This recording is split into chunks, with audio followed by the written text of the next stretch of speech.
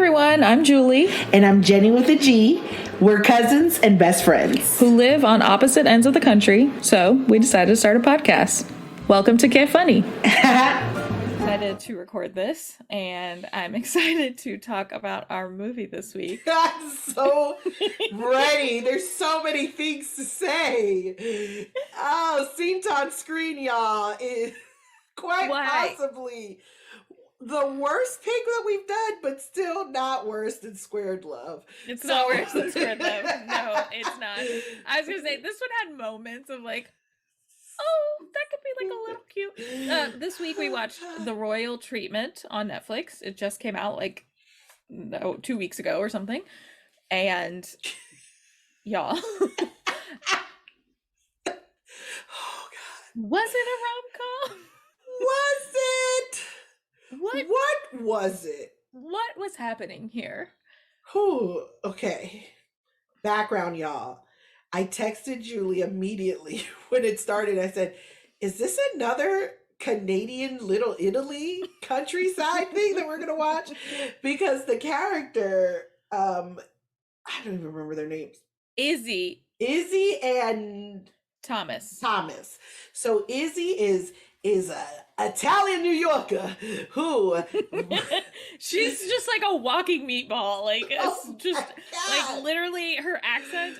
I cannot believe there's no part of me that believes this actress actually speaks like this. Like this is clearly an affectation, and her accent is like, forget about it. Like it's like, yeah, I had to look her up to see if she even had Italian descent, and it turns out her father is actually Italian. But she was born in California, raised in California. So this New York Italian accent is clearly made up. Oh God, but she's a hairstylist who gets called to cut the hair of the Prince Thomas of Lavania. Mm-hmm. But she's a New Yorker. She's an Italian from New York. So when she goes to cut his hair, nobody is kind to the waitstaff, so she holds her ground and says, I won't cut your hair until you're nice to your staff. Yeah, she's got morals, which is like great. But the way, first of all, I want to talk about the hair. So, and Thomas is, by the way, the guy who played Aladdin in Aladdin. Yes, that's what people have told me. And by people, I mean one friend who told me she was watching this movie before we decided to watch it. And I was like, oh, is that supposed to be good? She's like, I don't know. I just like the guy. I think his name is Mina Masood or something. Yes, because Masood. She's like, I thought he was really cute in Aladdin. I was like, oh, I literally didn't watch the most recent Aladdin, nor will I. But I did. Did you? Was he cute in that? He was very cute in that. What does his hair look like? I need to Google the hair, it was not it, but in Aladdin, he did look really cute. He was very handsome. But okay, I think with Aladdin, he also was like, it was done differently. This was so low budget. But also, they did have a budget, so why did they do this? Okay, so the whole premise is that the prince is in New York for his engagement party to this, like, American Southern heiress or whatever. And for some reason, this prince doesn't have a stylist who travels with him. Like, literally not at all. There's no one at the fancy-ass hotel that they're staying at to cut his hair, which I feel like that's also suspect. Whatever. So his hair has grown out for some reason. I feel like a prince would have like regular upkeep, like a regular hairstylist. Like he would have gotten his hair cut before he came to New York. But whatever. He's in New York and he's like, oh man, I have to cut my hair. This is starting to look like a wig. And I was like, what a weird self-referential comment, because yes, it was a wig and it was terrible. It was one of the worst wigs I've ever seen in a feature film, and I was watching it and I was appalled. And this is like the first 5 minutes of the movie. They show you this wig and it was very much giving Tyler Perry's. It was School of Wigcraft and Wigardry is what I'm calling it. I was so atrocious. Mad. And then when she gets a haircut, fine, like after all, she like leaves him at the hotel, even though he's gonna pay her a bunch of money, and she's broke because her salon is blah blah blah on fire. Who cares? It doesn't matter. Um, she this is how committed she is to her morals. She leaves without getting paid, without finishing his haircut. She's like, "You were rude to the wait staff or whatever, to the help. How dare you?"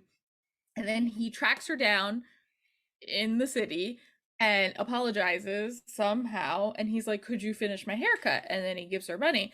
And so she finally is like, "Sure, I'll do it." And this haircut that she gives him, so ostensibly he should no longer be wearing a wig. Did you think that he was still wearing a wig through the rest of the film? Because I felt like the top of his hair was the not top, like the top. I think must have been a wig of some sort, or a toupee. I guess. Well, yes, it felt like a hairpiece, and I was like, "What is this?" So she like shaved it on the sides, which great, and then kept the top like this curly. It was like my little poof right here, but like a wig, and also like this and ugly. But like, what? I was so The mad whole about premise it. Like, was so weird. Couldn't get into it. And then, Yeah, so he's yes, getting go on. engaged. He's engaged, right? And they are walking, right? This is when it happens. She's walking with him on the streets of New York, but he's being followed by a limo from 1981, which I couldn't understand because I'm like, this film is being made in 2021. Why is the limo 30 years old? That's how we should have foreseen that his family was broke. We'll get into that later, but it's getting broke, and I don't like it. So then, very broke. All of a sudden, they like his haircut. So the whole family's like, "Where'd you get this haircut?" And he's like, "Well, we need stylists for the wedding, so why don't we hire the women who cut my hair?" And they're going to Lavania. They're literally going to pay these women at the salon, of which he has only gotten one subpar haircut. They're going to pay 3 of them to come to Lavania and for 2 weeks. For 2 weeks, and style his hair. The groomsman's hair. I don't know. We don't meet a single groomsman. Nope. And then do all the bride and bridesmaids. Which I think the bride, something the bride would have chosen? And wouldn't, why be there for 2 weeks? Nobody in the history of event planning would have anybody who's doing literally the day of stuff be there for 2 weeks. Like, it doesn't make any sense. And then this weird also part where this the lady of the house is overseeing the hairdos. So why hire the hairdressers if you haven't even seen their work? And the thing is, there's a lot of things, but I just feel like cutting hair and styling hair for a wedding, no less, they're not the same skill. And so when the woman who is like this like severe French woman who is like, you know, the chief of staff of the house, I don't know, in charge of the hairstylist, when she realizes that 2 of the hairstylists, not our main character Izzy, but her 2 stylist friends, aren't that good, she starts training them. There's like a training montage of them using scissors and like learning how to like work the scissors quickly. And I was like, okay, this is cute, I guess, but it's a wedding. Are they going to be cutting a lot of hair on the day of the wedding? What is happening? They're not. And then they were practicing on other house staff, which didn't make any sense because the staff is not going to be in the wedding. Presumably. They didn't practice on the bride once until the day of. And the bride was just like, sure. The bride also, mind you, doesn't even want to get married to this man. And neither then does he spends all his time with her because she has gone to the other side of the tracks, y'all. And again, we're in 2021 when this movie was made, but she steps back into 1621. What the heck? We have to talk about she it. Literally when she goes into it's called the Uber Delise, right? Makes no sense, but apparently that means the other side of the tracks. She steps into the other side of the tracks. There are horse-drawn carriages. They've got wheelbarrows, like wooden carts with fruit. There is hay bales everywhere. Everybody's wearing like little cloths. Like I literally I stopped and I said, did they step back in time? I was so confused, Jenny. I was like, first of all, the lady you froze. You froze too. Okay, the young child that she meets, Izzy, right? The ragamuffin. This child that looks at her from the other side of the tracks, waves her down, and then finds her again and says, "I'd like to show you my school." Promise to God, I thought she was going to get murdered. I literally was like, maybe this is not a rom-com. Maybe this is a murder mystery. And Izzy's about to get murdered in this school. Why are you going into a school with a little girl on a weekend, and when you walk in, there are pillows on the floor, and the little girl says, "This is where I sit." Jenny, that part was so weird, especially because she buys the little girl an ice cream, and then I almost wrote this dialogue because it was so inane. Like, I was like, this can't be real. Literally, she learns that the little girl, this street urchin, she learns that she's living at her schoolhouse or something. I don't know. And so she just sits with her, and she's like, "Yeah, you like that ice cream? It's good, right? Yeah, I can't wait to have my ice cream." I was like, what is happening? Mind you, she's still Italian from New York. So, because she met these little children randomly in the street, she then then Tommy wants to go with her back to the streets, and he has no money. Red flag 507. Yeah, he keeps forgetting his wallet, and it's like, again, it's giving broke, boy. It's giving broke. No. And then he has the audacity to not know the national dance of Lavania. Well done. As the Prince of Lavania. So she's gonna go out on the town, and I don't understand the costuming. I want to talk about where Lavania is situated, because what is the culture of this place? I was getting very like Eastern European, again, with their like folk, like traditional but dresses. Also literally 1600. Like, yes, it's back in time. It is a portal to a different time. There is like no internet there.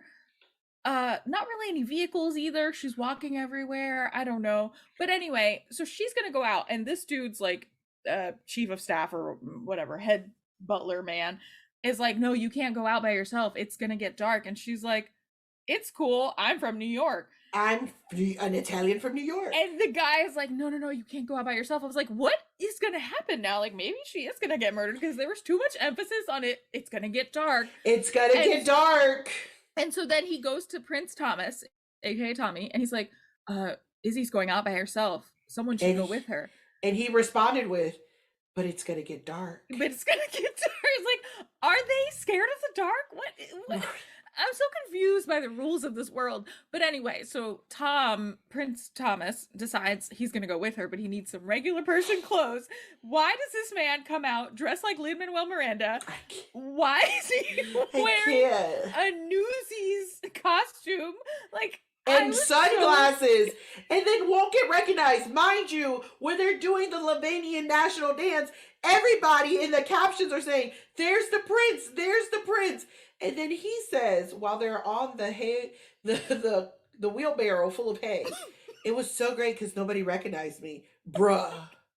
Sir, you literally just had a Newsies hat on. Of course they recognized you. Everybody recognized you. Oh my God. Unless it was a time travel and they didn't know who he was because he traveled back in time. They literally said, "There's the Prince of Lavania." That's literally what it said. I don't know what their ethnic origin was supposed to be here, because I saw a lot of like ambiguously brown people in the space. I could not understand. His mom. Then they were all speaking English, but that wasn't his mom, because it was his stepmom. Yeah, it was his stepmom. Only learned very tangentially. I don't know. Well, no, he did call her Catherine when she first came in. So I was like, okay, that's weird that you call her Catherine. But either way, but what I don't get is that he's actively falling in love with Izzy and knows nothing about her, but yet we know he's broke.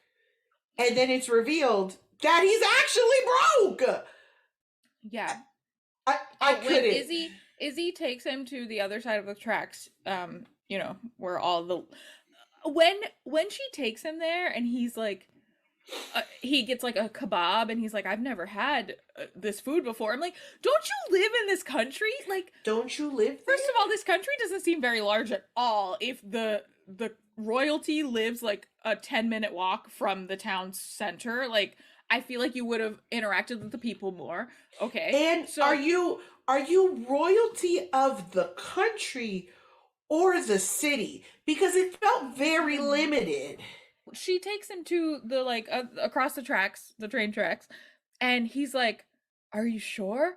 I've heard that this place is dangerous."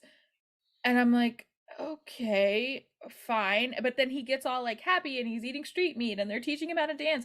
And it was very much the Titanic, Rose going below deck with Jack, absolutely. And like with all the Irish people. Like it was just so unnecessary. And also what so then he's like, oh my god, I didn't like these are just like regular people. I'm like, yes, it's in no way, shape, or form. This is what I don't understand, because they're painting the prince as like he's out of touch. He like doesn't really acknowledge the help. Like he's very privileged and whatever. And I know that there are people like this, but I also know that even now in 2022, a young royal of this nature would know better than to say the things out loud. He's saying too many things out loud that a normal royal person would not say, because he's just like, oh, we don't talk to them, they're the help, why would I introduce myself to them? Like, what are you talking? I'm like, nobody says this. But you like, said he doesn't have any self-awareness at all. You said a point here. You said it's 2021. I don't think it is. I truly think that this film is giving 1691 at best. And I don't understand where they were, because he don't know much. He don't know much. He don't do much. I don't know what his, because like he doesn't even hang out with other royals. He doesn't. He barely knows friends. He barely knows his wait staff. The like Walter, who's like his man in waiting, who also randomly reveals that he's gay in a very like random love thing about you should follow who you love. Like what? Sir, I do not pay you for this chatter. I'm not paying you at all. Actually, we don't have any money. This also random part is that Izzy out here trying to like raise toys for the kids in the school, and then give them all haircuts. It just what in the? She's trying to be like, somehow she's a hairstylist, but also Mother Teresa. And so she like makes flyers, which where did she get a printer? She makes that... I don't know. She went to Kinko's in the town square in 1695 somehow, and so she makes flyers. But what she does with the flyers, I don't know. I just assume you're gonna like put the flyers up somewhere. She's handing these out like it's a comedy show, and the flyers literally say, bring your old toys, whatever, for these children. Everett. To the guard shack at the palace. What? None of it makes sense. And then when the prince finds out, he's like, what is all this crap? Because it is crap. What are they going to do with the kids need tables and chairs to learn, and you're giving them old toys. And it looks like it's a schoolhouse, so all the kids of all ages are in the same room. It's weird. Then a teacher shows up out of nowhere. Where was she? Who's paying the teacher? I literally don't know. Like, I was so confused by this entire plot line. But anyway, after the prince learns that there are real people on the other side of the tracks in their journey back in time, he goes to his father and he's like, we got to do something over there, like they're really struggling. And I was like, were they? Because they looked fine. It just like they don't have the modern comforts that we are used to, But that's because they're not in the modern time. Like, for Because their time, they're doing great. in 2029, they might finally catch up. This thing just But came like, off. oh, well, it's fine. But then the prince's dad, the king, I guess, is like, I truly don't know. He's like, oh, don't worry. That's, the family you're marrying into. I don't even remember the rich white American family's name, but they have already decided that they're gonna purchase that land and renovate it. And the prince, dumbass, is like, oh, great. They're gonna renovate it for the people who live there? Sir, why the fuck would you think that? You were so Why? dumb. And then You here's were the really other part. dumb. When I ask about where does the royalty actually extend, because they literally don't leave the one city that they're in, supposedly, and these rich people are going to come buy the land across the tracks. There's no train that runs. So No. how, what kind of investment is it to buy one neighborhood in a whole country? See, it doesn't seem logical. Yes, I don't know, because later we find out that, so surprise, surprise, this is an arranged marriage. The prince doesn't want to marry Homegirl. Homegirl doesn't want to marry him. He tells his dad, I don't want to do this. And his dad's like, you have to, son. We're broke. And the arrangement was that you were going to marry her, and then they were going to invest this money in and buy this land from us or something. I don't know. Sure. But my question is, because we are made to care about these people across the tracks, allegedly, and Izzy also cares about them, but she has to go back to New York because there's a scandal. They catch her, getting too close to the prince. It's a whole thing, whatever. Who cares? She goes back to New York and takes a job as the director of the community center. And then the prince comes, grand gesture. Somehow he's on a horse in the middle of the street in New York, and he's like, I love you. I want to spend my life with you. I'm like, sir, you've known her for 10 days. You've known her for at best 14 days. And but she left okay, fine. You decided to call off your wedding? Sure. So then what happens to the people across the tracks? Hello? What happens to people? What happens to the country if they're broke? There's no wedding. Because Walter, again, the man in waiting, says to him, they're adults. They'll figure it out. Well, I think they did, and you just squashed that plan. Additionally, you are broke. You just moved to New York City. Remember, she's an Italian from New York. And where will you live, young sir? And how will you pay your bills? So you just moved to America? That's it? That's the plan? I don't want to give Netflix any ideas, but I feel like they were leaving it open for a sequel. No. Because absolutely not. They can't. Netflix, if you want me to write it, I will do it for a large fee. We can't endure another one. The fact is, too, y'all, and I know you're probably thinking to yourself, could she really be an Italian from New York if she didn't decide to make a pasta dish? Oh, but she did. And she enlisted the help of everybody to help her make pasta in tomato sauce. So she disrupted... For the people across the tracks. In just one big pot. It doesn't make any sense, but that's the dish she decided to make. But yet, her one pot magically fed everybody in 1697. That She's is actually Jesus. I could not. This movie was terrible.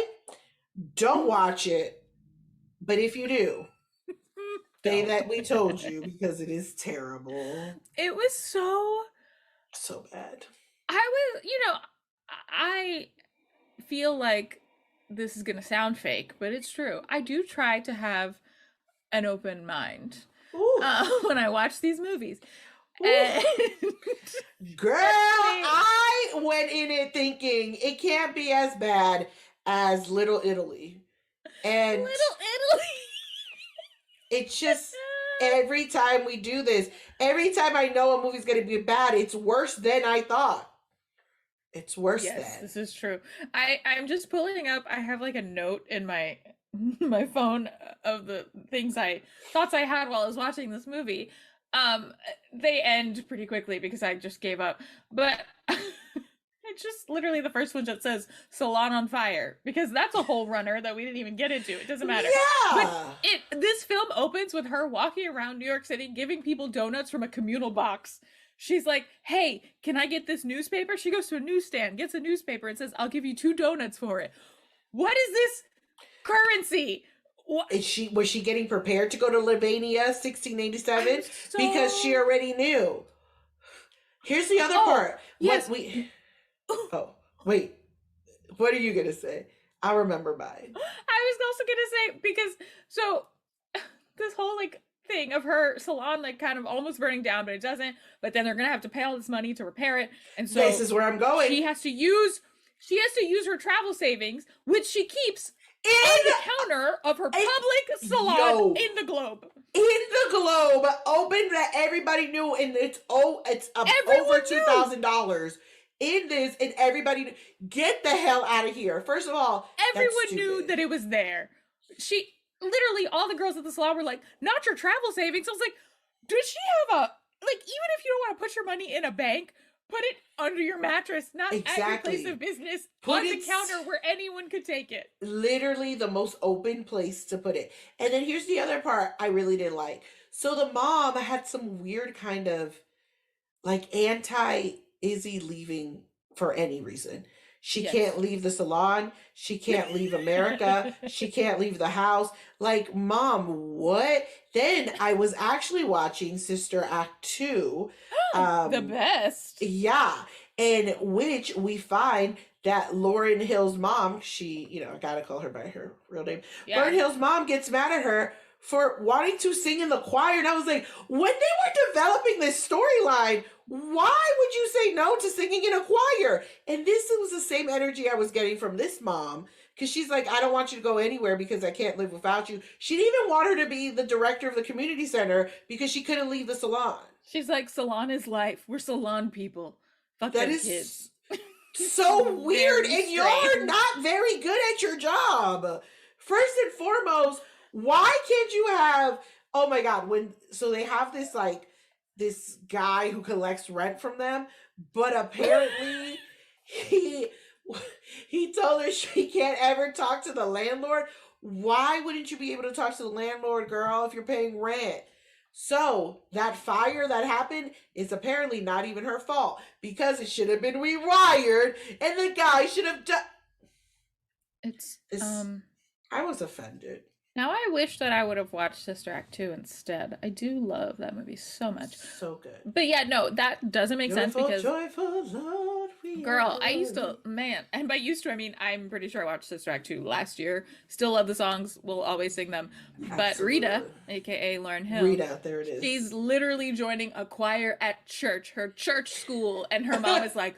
Bitch, how dare you? How dare you? Not in this house will you sing a hymn to the Lord. What? I literally sat there in disbelief. I was like, is this not? Wait. She knew that singing those songs to the Lord was a gateway drug to doing real drugs. She was like, nope, not in this house. And then of course I went down the aisle. I was like, in Footloose, they didn't want the kids to dance. What is wrong with our world? Why is this? Why? She didn't want her to sing in the choir at church. It wasn't even like a band. It was choir at the Catholic church and a Catholic school in which she wanted her daughter to go. Yeah, Catholics, the most repressed of all the Christian denominations. Like, what? It wasn't even like Episcopalian. Like, it's a Catholic church. I can say this as a Catholic person. You will never sing that because singing doesn't make you money. Singing doesn't pay the bills.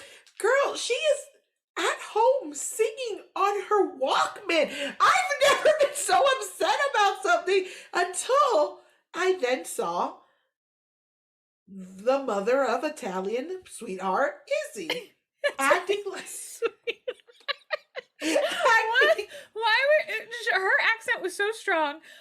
And then her friends who worked at the salon, did you notice that they also had accents, but their accents Yes. were weird? And I was like, what are their accents? It was so weird. I was like, is this the Canadian Little Italy in New York? It's weird.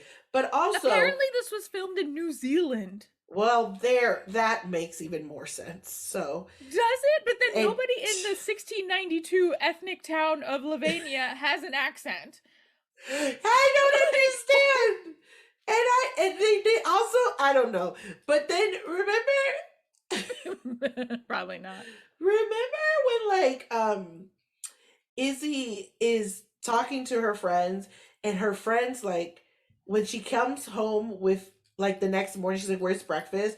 And her friend's like, oh, you've been hanging out with the prince. Like, they are there for his wedding, and yet the friends are like egging on that they might hook up with the prince. I'm like, this doesn't, you guys have been getting hair training. Like, what? On how And to cut hair, which you already should know. But and you're the not way going that to they use that skill. the way that they styled the bride's hair was atrocious. She looked real bad. It was busted. But she didn't want to get married anyway. There was no... why are we still talking about this movie? I don't even care. The movie's over. Don't watch it. It's done. We spent more time talking about it than I think the length of the movie, which is actually good. That's one thing I'll give it. It's not long. Thank you. I appreciate that.